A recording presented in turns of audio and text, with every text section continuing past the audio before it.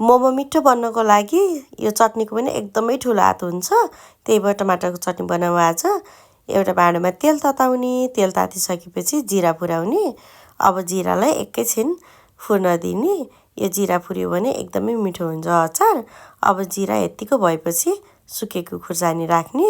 यो सुकेको खुर्सानीले चाहिँ अचारलाई कलर अनि स्वाद एकदमै मिठो बनाउँछ।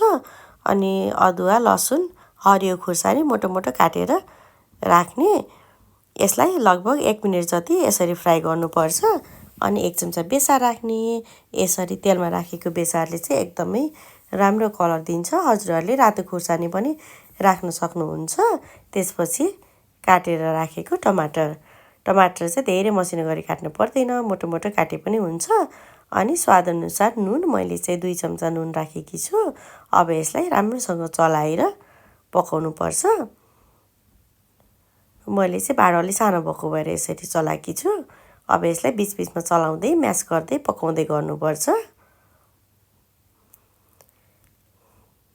यसरी पकाए टमाटर मजाले पाक्यो भने चाहिँ चटनी एकदमै मिठो हुन्छ। अब यो सबै कुराहरूलाई एउटा ब्लेन्डर जारमा राख्ने। अनि 2 चम्चा भुटेर पिसेको तिल राखेकी छु मैले। अनि थोरै टिमुर र कागतीको रस।